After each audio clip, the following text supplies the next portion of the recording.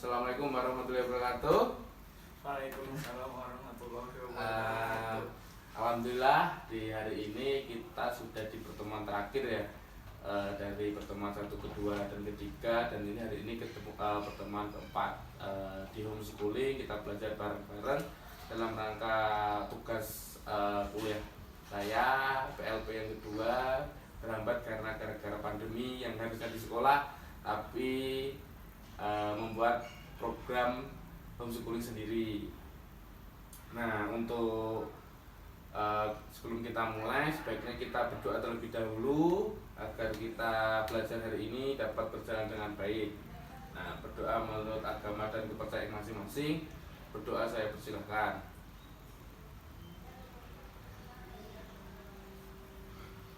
Berdoa cukup.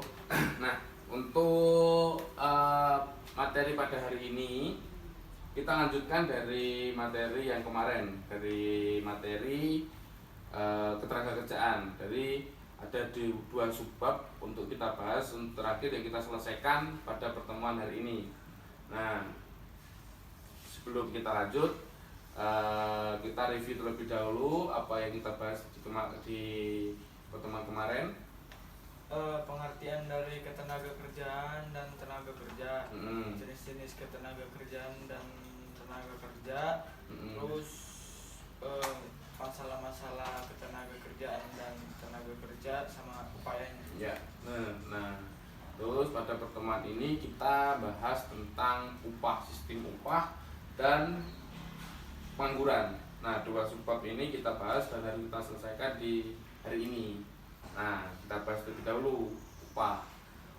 Kita bahas terlebih dahulu upah. Nah, kita dari pengertian upah sendiri itu sudah tidak terlalu asing ya. Kata upah itu apa? Upah itu adalah gaji atau bayaran ya. Nah, untuk penataan bahasanya itu upah itu hak pekerja atau buruh yang diterima dan dinyatakan dalam bentuk uang sebagai imbalan dari pengusaha atau pemberi kerja kepada pekerja atau buruh. Nah, itu upah. Nah, ada beberapa hal yang mencakup dengan berkaitan dengan sistem upah.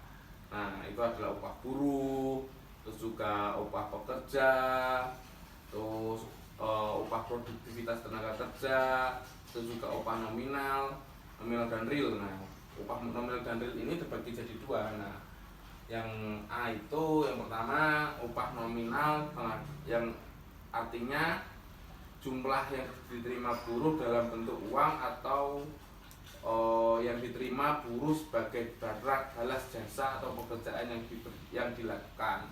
Nah, kalau upah real ini jumlah barang atau jasa yang dapat dibeli dengan upah nominal atau menggambarkan daya beli pendapatan upah yang diterima buruh. Upah real dari besarnya nominal dibagi indeks harga konsumen. Nah, kalau di Indonesia ini kan, di Indonesia ini sistem upah itu dilakukan dengan menggunakan dasar upah minimum regional atau yang disebut yang tidak asing bagi kita UMR. Nah, setiap daerah kan mempunyai UMR yang berbeda-beda. Nah, atau juga ada upah minimum provinsi. Nah, itu UMP.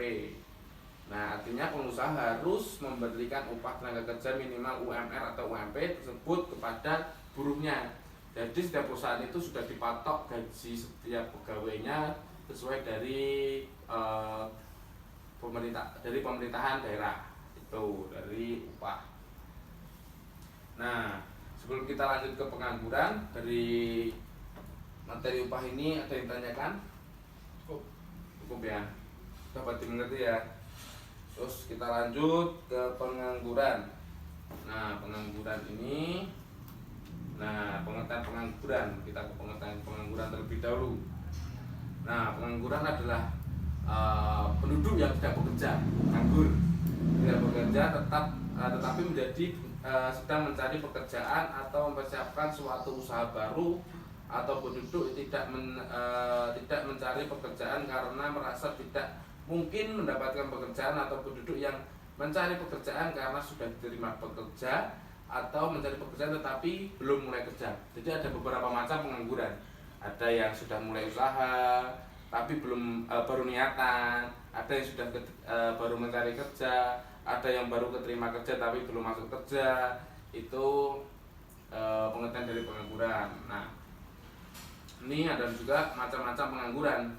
Macam-macamnya itu ada 5. Nah, yang pertama itu pengangguran skills atau konjungtur. Nah, ini pengangguran terjadi karena menurunnya kegiatan perekonomian. Nah, terus juga ada pengangguran struktural, terus pengangguran friksional, terus juga ada pengangguran musiman, ada pengangguran teknologi. Nah, ini adalah bersangkutan dengan cara mengatasi upaya-upaya mengatasi tenaga kerja yang di pertemuan ketiga ini juga bersangkutan. Nah, ini kalau ini cara mengatasi pengangguran. Nah, secara umum cara mengatasi pengangguran ini bisa memperluas kesempatan kerja. Terus dengan membuka lapangan kerja baru, membuka usaha baru di bidang di bidang pertanian atau bidang industri ataupun bidang perdagangan ataupun bidang kuliner dan lain-lainnya. Terus meningkatkan kualitas pendidikan, itu juga bersangkutan dengan upaya tadi. Terus juga meningkatkan kualitas tenaga kerja, salah satunya dengan pendidikan tadi. Terus memberikan kesempatan kerja ke luar negeri, jadi penyaluran TKI Indonesia ke mungkin bisa ke Korea, ke Jepang, ataupun bisa ke Eropa juga. Terus mendorong perkembangan usaha-usaha atau industri rumah tangga. Terus yang terakhir itu memberikan peranan KB dan menekan laju pertumbuhan penduduk. Jadi Indonesia kan udah ada program KB, jadi setiap keluarga hanya diwajibkan itu punya 2 anak untuk menekan tingkat pengangguran agar tidak terlalu banyak pengangguran di Indonesia. Itu salah satu upaya yang dilakukan Indonesia. Kalau zaman dulu itu 3 anak, kalau sekarang 2 anak. Itu dalam mengatasi pengangguran. Nah, itu dulu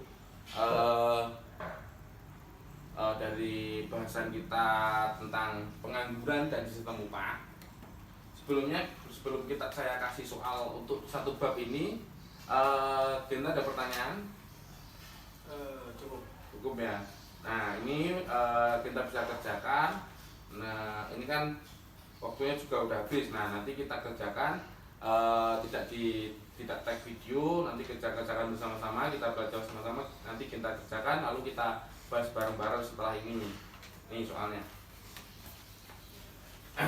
Nah, itu ada 5 soal, nanti kita kerjakan.